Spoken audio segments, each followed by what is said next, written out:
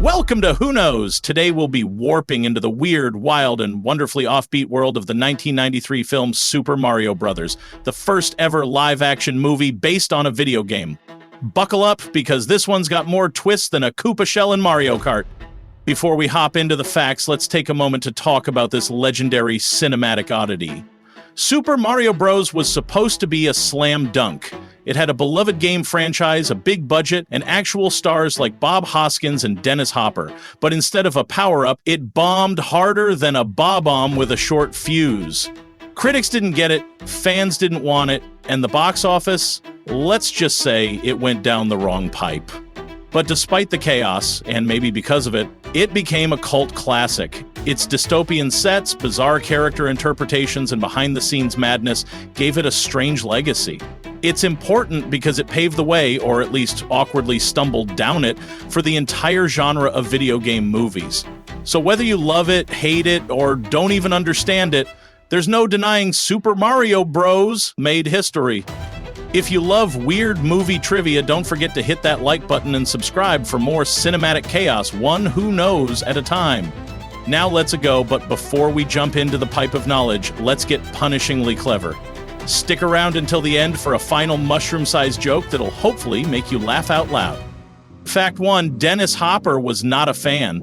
Dennis Hopper, who played the bizarrely evolved King Koopa, didn't exactly treasure the experience. In fact, he once revealed he only did the film so he could buy his son shoes. Ouch. He later called it a nightmare and clashed constantly with the directors. It wasn't just the fans who were confused, so were the people making it. Fact 2, Bob Hoskins had no idea.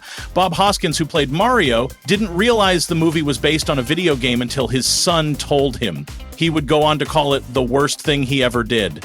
Despite the chaos, fans still admire his commitment to the role, even if he didn't know what a Goomba was. Fact 3, double directors, double trouble. The film was directed by husband and wife team Rocky Morton and Annabelle Jankel. Sounds cute, right? Wrong. The pair were fired and rehired multiple times during production, often clashing with the cast and crew. One producer called the shoot chaos from day one. It was like trying to jump over lava with one life left. Fact 4, a script that kept changing. The original script was more lighthearted and faithful to the games, but over time, rewrites turned it into a dark dystopian tale that confused everyone. Actors showed up to set each day unsure of what scene they were doing or what their lines were. It was less let's-a go and more let's-a guess. Fact 5, the Goombas were giant. In the games, Goombas are tiny brown baddies. In the movie, they're massive suited-up dinosaurs with tiny heads and broad shoulders. Basically the opposite.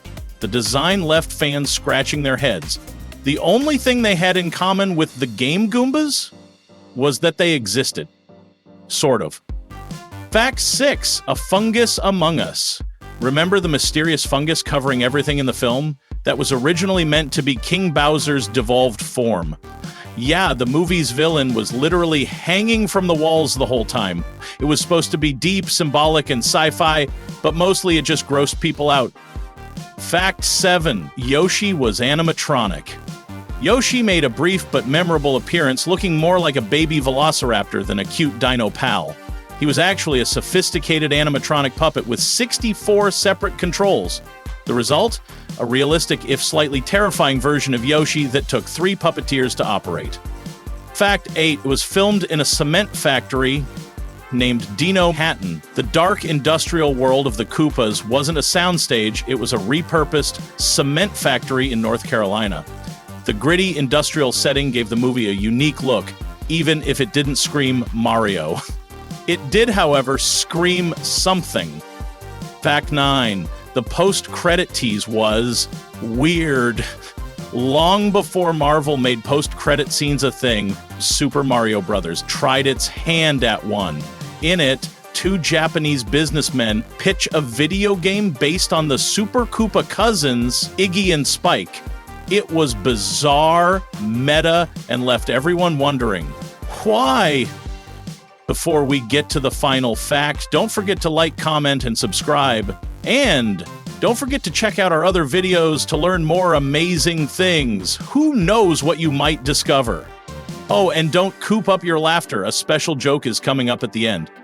Fact 10. A sequel was planned. Despite the movie flopping, the final scene hinted at a sequel. Princess Daisy bursts into Mario and Luigi's apartment with a wild story saying, "You gotta come with me. I need your help."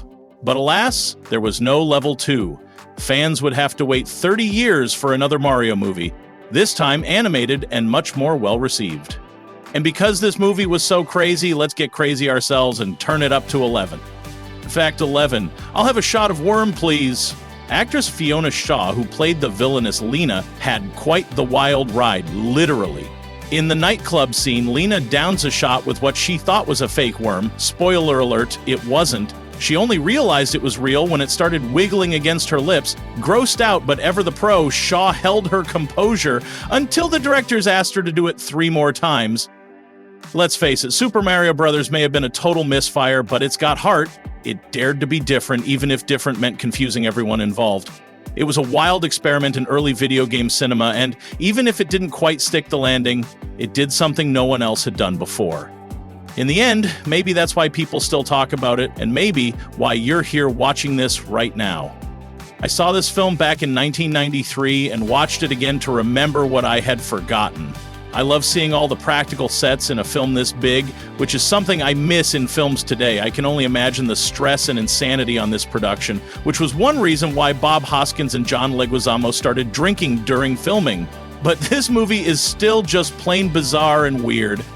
A deleted song called Spike and Iggy's Revolutionary Rap was restored from a recently found VHS work-in-progress tape made back in 1992 when the film was being edited. In this dance club scene, Iggy and Spike rap to Walk the Dinosaur by Was Not Was. I'll put a link to the restored video of this in the description. And by the way, why does Mario never sleep? He was having too many pipe dreams. See you at the next video.